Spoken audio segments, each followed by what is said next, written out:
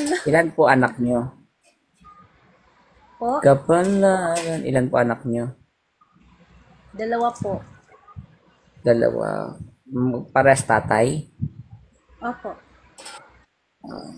Gusto mo nyo po akuin ko na yung anak nyo?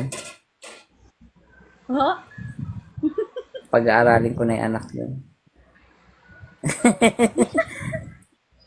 Halimbawa, di ba may nag-offer, tanggap Po? ka.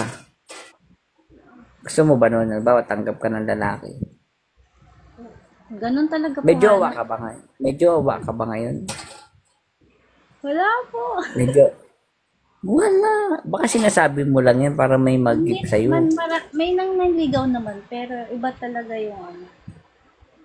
Iba, baka hindi ka pa nakaka-move on. Naka-move on ka na ba? Oo naman po. Pero, nagka-jowa ka na after ng asawa mo.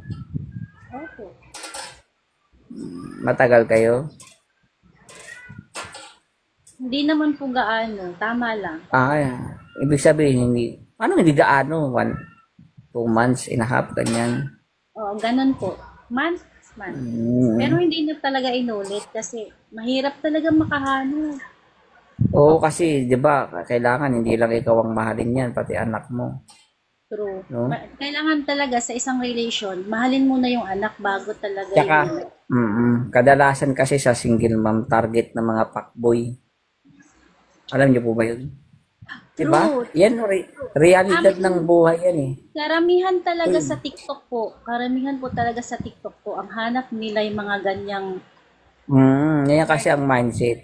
Uy, yeah, single mom to, totoo. mabilis ko lang to madadali, tapos iiwanan ko to. Ganun True eh. po, true talaga. Totoo Mm-mm. po yan. Walang halong ano talaga. Ang hanap talaga Oo. nila. Kasi Kaya, isip nila, easy to get ang isang single mom. mm, Mindset nila yun. Pero minsan may mga talagang single mom na hindi nila pwede nilang lokohin yung isang single mom kasi may karanasan na po. kasi ewan ko magaling to. Yun kasi, napapansin ko lang, Yeah, basta ang single mom, ang sinasabi kasi nila, di ba lagi, basta single mom, masarap daw magmahal, sabi ng mga yeah. lalaki. Pero ang intention nila, titirahin lang nila.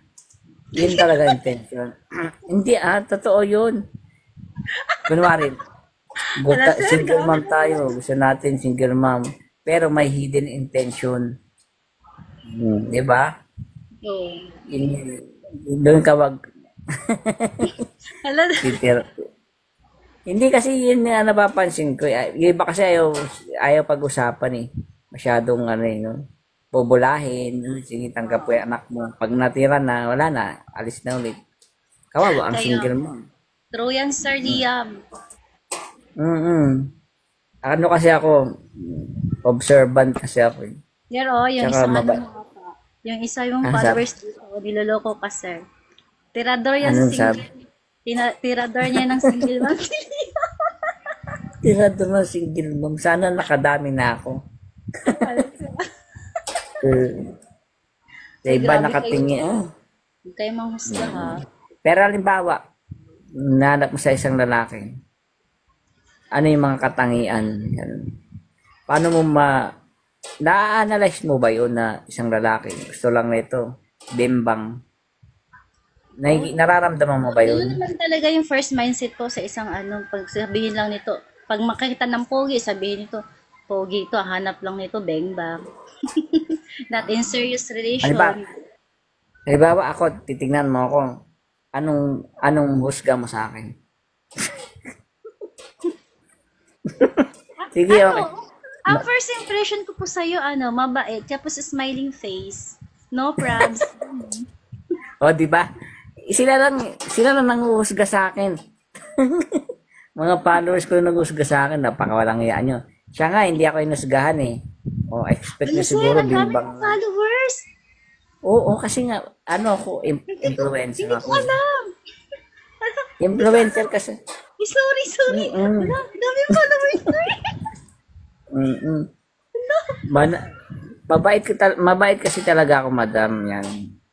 Is top 1. Alam niyo po ba yung ranking Yes, yes na po. top 1 pinakamabait na influencer? sa Meta.